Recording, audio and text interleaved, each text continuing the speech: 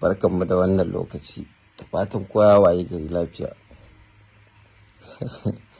Afuwan zan yi magana ne akan wannan abu da America take ƙoƙarin jefa kanta a ciki. Yanzu nan aka turo min wani bidiyo, so jiya kuma still na haɗu da wani ina neman labarai na bincika na gani a page ɗin Abis Fulani. So akan su biyun da ran magana da na ita wannan da aka turo da nasa. Na farko ita wannan da aka turo abinda take cewa tana magana ne akan malaman arewa ba tunda ake kashe musulmai ai ba sa magana ne da celebrities da kuma wanda dai suke da followers da yawa. Duk da dai na ji tana muna da followers millions, wai ba mu san power menene social media ba. Ka ji yar ƙauye. To mutanenmu ya kamata in za ku yi magana, in an yi magana ba wai ku zo za ku taba mutum amsa ba, sai ku tsaya ku yi tunani abin da ya faɗa haka ne. To ba abin da kika faɗa ba haka ba ne. In yarinya ce ki sani, kin ce malamanmu ba sa magana dai su za su ta faɗa akan ƙungiyanci da waye. Duk dudu yaushe aka fara wannan mayar da mutanen da wasu wawaye suke na hauka. Kwata-kwata zuwan TikTok ne, yaushe TikTok ɗin ya zo. Muna fara miki da kan malamai ne. Da yawan malamanmu ki koma Allah ji kan Albani Zaria, Allah ji kan Jafar Mahmud, me ya kashe su? Ina ga duk akan wannan abubuwan da ake wa arewacin Najeriya ne fa suke magana. Kawai sai kawai yau ita ta zo ta yi magana, ko kuma kun ce wasu da yawa abun kunya, wasu sun shiga wasu suna gaskiya ne. A'a ba ƙarya ne. Malamanmu ba wanda ni dai na sani malami ne na arziki da makogaransa da waɗanda suka yi kuka akan kashe-kashen da aka yi. Duk mun nuna, kawai su turawan ba shi ne a gabansu ba. Yawwa ba shi ba ne a gabansu. Na biyu sai take magana celebrities, to har ina ji har zanga-zanga akan tsayar da kashe-kashe a Najeriya. Na ji celebrities ɗin da yawa na arewacin Najeriya irin su Ali Jita duk sun fita.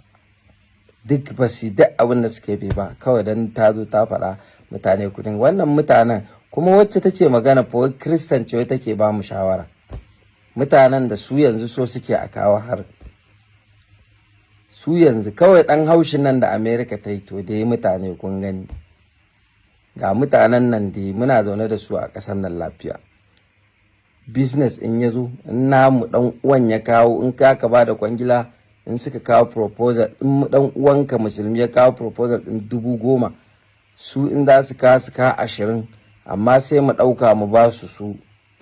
Saboda mu mun ci a Najeriya ƙasar mu ce ta musulmai da Kirista. Ƙarewa constitution ɗin ma ƙasar ba na musulunci ba ne. Dukiyoyinmu a banki duk suna hannunsa a aji. Kashi 90 na dukiyoyinmu suna hannunsu. Su juya, su ba da bashi, komai su suke yi.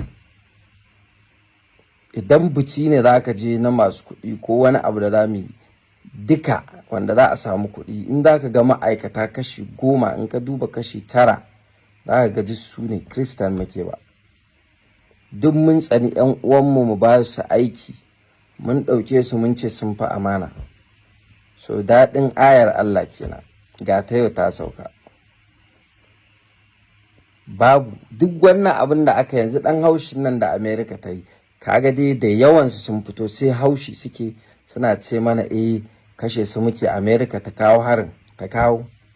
In America ba ta ebo duk makamanta a lokaci, in ba ta wullo nukiliya a Najeriya ba ta kauna Allah. Me zai dame mu? Insha Allah mu in an kai muna da wajen zama mai kyau a lahira, in Allah ya so ya yadda. A wanda bai san wa yake bautawa ba shine yake da matsala. Wannan shine kuma abinda zan faɗa kai ko kamar ina murmushi.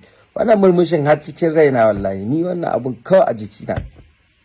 Zan tashi zan sallah 5, zan roƙi Allah in ce Allah kare ni, sai kawai kuma da na tunanin a nan kawai ta yi ita ba American tsautsayi ne na Allah ya kawo wani abu da zai kai ƙarshen ta. Kawai ne abin da yake mun ciwo da in ma harin za su kawo su shugabanninmu ba su mayan mana da harin da suka kawo na baki ba, kuma ba za su iya mayar da na wutar ba. Menene mugayen maganar da aka kira ƙasarmu da ita, cin mutuncin da yawa ƙasar tamu ba su iya sun mayan masa da raddi ba. To in ya kawo na wutar ma kaga ba mai da mutum kawai ya faɗa abu gwamnatin kuwa kawai duk sun tsure hankalinsu ya tashi suna ana ƙoƙarin shirya zama da shi na me shi dai ba ya faɗa albarkacin bakinsa ba. Ku ce to bismillah, ta haɗinta ke ga su nan su Mali su mu ba mu da abin da za mu rike mai barazana da shi. Yanzu ka kalli su Mali su Niger sa'in sa suke da turawan nan kuma sun rasa yadda za su yi da su, ko da za su yi musu wani abu sun dai in ma kashe su suka ai sun mutu a maza, sun mutu masu zuciya. Amma mu tsuguna da kafan mu muna roƙon su kuma su kashe mu. No ba wannan bane, mu ba wannan bane. Allah bai yi mu a haka ba. Allah bai yo mu tsuguna muna roƙon kafiri wai mu ce wai ya haƙuri kuma ya kashe mu ba. Ƙarya yake wallahi ƙarya yake. Tunda shi ya ƙirƙiri ana yin hakan, shi kenan ya sa wa kansa ana yi, ya je ta yi duk abin da zai yi sai ya yi. Mission ne kakku ba makin da wasu a cikin manyan mu na arewa duk sun san me ake so a yin duka. Ba komai, Allah ne zai kare mu, mun dogara da Allah. Lan yusibana illa ma kataballahu lana. Arewacin Najeriya ne muna sanar da cewa duk duniya yana cikin uku da tura suka fi jin haushi ba. Ka cire Makka, Madina da ire-iren nan irin su Iran, su suka fi jin haushi. So mu nan in Allah yadda za su zo su tarar da mu, addu'o'in mu suna nan, za mu da na kakanni. Kakku mamakin America ta wullo abinda Allah zai mayar mata da raddi. wa raddallahu alladhina kafaru bi ghaizihim lam yanalu khaira wa kafa Allahu almu'minina qitalu kana Allahu qawiyyan aziz. Haka ne, mu iyakaci mu ce Allahumma rid kaiduhum kawai, shine kawai da abin da za su kawo Allah ya mayar. kaidul kafirina wa makrul makirina wa ja'al a'malihim wa shayatinihim fi hanajirihim bi haqqi nur wajhikal karim wa arshikal azim wa sultanikal qadim wa la hawla wa la quwwata illa billahi al-aliyyil azim. Za ku ga Allah ina murmushin nan, ba wai wasa na dau abun ba, babba ne na sani. Kaman yanzu dora da magana abis planning da ya ce mutanenmu kamar sun dau abin wasa. Wallahi abis planning ba wasa aka dauke shi bane, abu ne da an yi kisan yau, an yi an jima, an yi gobe, an yi waye, kun yi magana kuma kana kallo ka san ba za a yi ma adalci ba. Duk sanda ka je gaban alƙalin da ka san ba naka bane ba zai taɓa yi ma adalci ba zai yi shari'a yadda Allah ya ce ba, to ko baka da zaɓi illa ka miƙa wuya ka nema wa kanka ka ce ƙulna ya naru kuni bardan wa salaman ala Ibrahim, ka shiga tabarrakin annabi Ibrahim, Allah tsiratar da kai. Amma wallahi ba wai wasa a mutane suka ɗau abin bane, kawai an gaji ne ko me za a yi, in ma tafiyar da a tafi. Mutane da yunwa za su ji, ko da rashin kuɗi ko da wannan abin. Ina kidnapping ɗin nan dai ana yin sa a Najeriya tun kafin Buhari ya hau mulki. An kama kidnappers ɗin da suka fi farawa ma, farkon ma daga kudancin Najeriya aka kama su, kuma Kiristan ne. Duk waɗannan da kidnappers ɗin da aka kama duk ba sa magana a kansu. Wai wani ina ji wani bakin Kirista yana magana, wai an kama ana kidnapping, wai ya buga tebur, wai ya ce wa ɗan uwansa wai an kama shi kar su kai kuɗi. So su wane ne suka, wane ne Obid na yake ko Abbas ko waye dai, wani yana nan wanda aka dinga kama su suna kidnapping din wanda kaman yana nan a daure. su duk da suka kidnapping din duk da can a nan waye san wani kidnapping. Kwanan nan ne fa da lokacin Tenuwar Buhari ta biyu ba a lokacin aka kirkiro abin ba aka tinkaisa. Amma ku zo ku ta hayaniya kawai wannan haushin da America ta yi, ka duba duk soyayyar da manyan mu suka dinka nuna wa mutanen nan. Gashi sun nuna musu ba kamai ba, American ta hullo kawai ta tashi arewan a mayan musu da gun fili su baje su ƙara girma. Ba haka bane ba. Idan arewacin Najeriya ya fashi, wallahi tallahi duk inda suka shiga sai sun mamaye shi a Najeriya.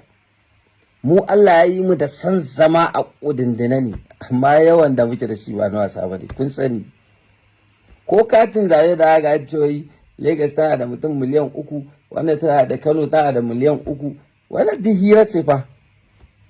Idan asalin katin zaben ne na gasken da ake na da, ai ba haka ake kirgen ba. Layi kawai yanzu dai an bullo da wani abu a ce ku je ku yi rijistar zaɓe, amma an ƙayyade iya adadin da za a ba garin yankinku ko garinku. Kai baka sani ba, ka je kai ta yawo ka gama rijistar zaben ma ka je karɓa ka ga an ce ma bata fito ba. Duk mun san me ake mana. To abin ya yi yawa ne, yau an yi gobe an yi jibi an yi, tun kuna magana har 'yan siyasa ma su dinka ganin kamar maganar da malaman mu suke ko maganar da yawancin celebrities ko mutanen gari suke yi kaman ba sa musu uzuri. To tunda an zo haka ba ku sa ido ku shi ba za wata yarinya kawai ke da baki san komai ki zo kina magana wai ba a magana. Malaman mu ma da wasu an kashe su akan maganar abin ne. Kawai su ko mutanen mu tana neman comment kawai an bita ana haka ne. Kai mutanen mu gyara wannan abun. Karshe dan gaya muku, in za mu dawo mu gaskata magana Allah, mu dawo mu gaskata ta. Dama Allah ya gaya mana duk yadda za ka goya mutumin da ba musulmi ba, kafiri, ƙarshe in an zo inda kai za ka shekaru 10 kana goya shi, in an zo inda shi zai goya ka na minti 10, wallahi tallahi ba lallai ya goya ka ba. Haka ne, in kun ba su amana, duk amana. To mutanen da mun sani ku ce wai hankalin mu ya tashi na ina. Allah ya gaya mana fa, in dai ba hanyar su muka ba za su taɓa yadda da mu ba kuma za su fasa abin da za su yi mana na cutarwa ba. To kuma sai mu zo mu ɓata lokacin mu. Ba za mu mutu a zuciya in mutu a fuska ba, kuma in zo in mutu nawa ba zai yi ba. In Allah da wannan murmushin da muke, in harin za su kawo ya tafi da mu, Allah ya sa ya tafi da mu har lahira da murmushinmu, farin cikinmu. Amma ya daya na ni tsorata da abin no, ba wannan magana. Ba wanda yake jin tsoro, ni dai irina ni dai ba na jin tsoro. Babu wallahi. Allah babu. Sauran da zai cije ni da yamma, Allah na fi jin tsoronsa akan wannan abin da kuka ɗauko. Wallahi sauran da zai iya cizo na da yamma in na fita, na fi jin tsoronsa akan wannan abu. Mutanen da ka sani ba za su taɓa goya ma baya ba, to kuma me yasa ka doka ka ba su haƙuri? Waya za mu yi wa Donald Trump ɗin? Ba waya za mu yi ba, Trump ne ko Trump. Ba waya za mu yi mu san wa inda za mu yi man magana ba. Amma mun yi magana a social media ba da turanci ba, ko duk kalma ɗaya in za ka ajiye dictionary ne zai faɗo, ba zai saurare ka ba ta kai ke son ji ba.